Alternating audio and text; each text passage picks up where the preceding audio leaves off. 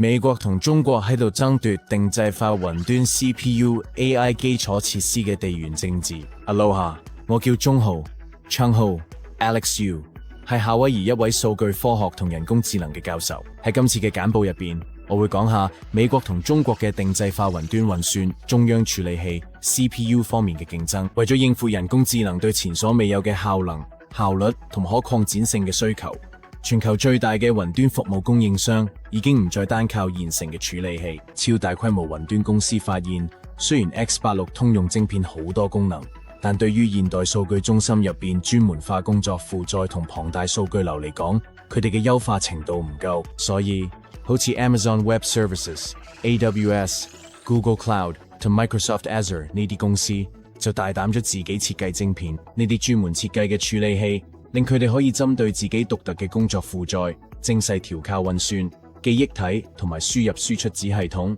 從而達到更高嘅每瓦效能，大規模降低成本，仲可以令硬件同軟件結合得更加緊密。推動呢個趨勢嘅一個關鍵轉變，就係由 Intel X86 架構轉向 ARM 架構設計。你可以用一個簡單嘅比喻去理解兩者嘅分別。想象有兩種唔同嘅工具箱 ，X86 架構，即係 CIS。複雜指令集運算就好似一把有幾十把刀同埋小工具嘅超大瑞士軍刀，佢哋都做到，但係因為太複雜，所以又大又重，仲難以針對速度同效能去優化。相反 ，ARM 架構即係 RISC 精簡指令集運算就好似一個只放喺最常用工具嘅簡潔工具箱，每件工具都簡單嘅，但正正因為夠簡單，所以做咗可以快好多，亦唔會浪費咁多能源。喺雲端數據中心，成日要每秒重複做幾十億次一模一樣嘅工作。ARM 呢種極簡主義嘅設計，往往可以帶嚟更高效能同每瓦特更好嘅表現。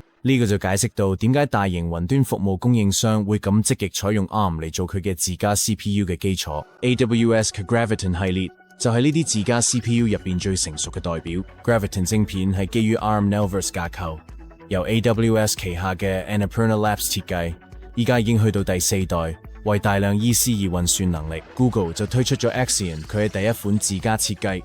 基於 ARM 嘅 CPU， 仲配合 Titanium 卸載系統，幫客戶工作負載，釋放更多運算資源。Microsoft 亦都發佈咗 Cobalt 100， 同樣係基於 ARM， 已經整合入 Azure 虛擬機，仲可以同自家 Maya AI 加速器互補。雖然3間美國超大規模雲端公司係競爭對手，但佢哋喺供應鏈上有個關鍵共通點，佢哋嘅處理器都係由台灣積體電路製造公司 TSMC 用最先進嘅5納米或者更細嘅製程生產。呢啲大量生產嘅雲端 CPU 冇咗 Intel 或者 Samsung 咁做代工。Intel 嘅晶圓代工業務仲喺努力追翻製程領先地位，而 Samsung 雖然某啲方面都好先進，但一直有良率同可靠性嘅疑慮。TSMC 依然係唯一能夠提供超大規模所需密度同電源效率嘅明顯領導者。中國嘅雲端供應商都跟住同一套策略邏輯，但有一個關鍵限制。阿里巴巴開發咗 Yitian 710 CPU， 採用 ARM V9 架構，有128個核心，而華為就有朗鵬系列做一般運算，仲有升騰系列專攻 AI 工作負載。騰訊就打造咗指消推理加速器，用咗支援推薦引擎同廣告。而百度就推出咗昆侖 AI 晶片，做訓練同推理。理論上呢啲設計都好勁，喺架構上同美國對手一樣有野心，但佢哋面對住一個結構性瓶頸，因為美國出口管制，佢哋無法喺 TSMC 或者三星用先進製程生產。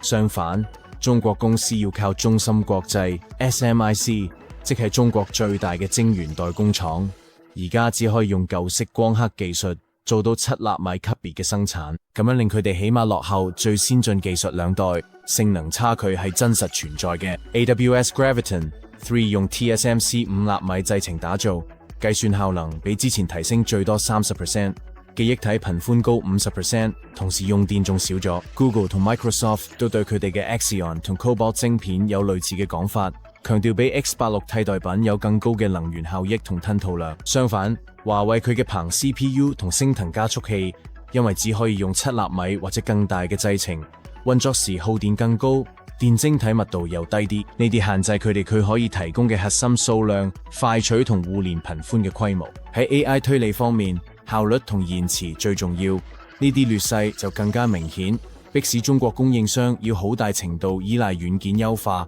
好似量化同模型壓縮咗。總結嚟講，美國超大規模雲端公司有雙重優勢，佢哋唔單止喺晶片設計成熟度領先，仲可以用到台積電最先進嘅製程技術。呢個組合令到 AWS、Google Cloud 同 Microsoft Azure 可以推出越嚟越高效、有力同具成本競爭力嘅基礎設施，進一步鞏固咗佢哋全球 AI 同雲端運算市場嘅主導地位。不過呢個領先都唔係咁弱點嘅，美國超大規模雲端公司幾乎完全依賴台積電做晶片製造，即係話如果台海有任何地緣政治動盪，都有機會威脅到全球雲端同 AI 基礎設施嘅命脈。再者，隨住中國大力投資半導體自給自足，中國嘅雲端公司有機會透過架構創新同龐大內需，慢慢追近差距。所以，雖然美國供應商而家有結構性優勢，但全球雲端晶片之爭唔單止係技術競賽，仲係一場由地緣政治、供應鏈嘅性同設計同製造生態系統之間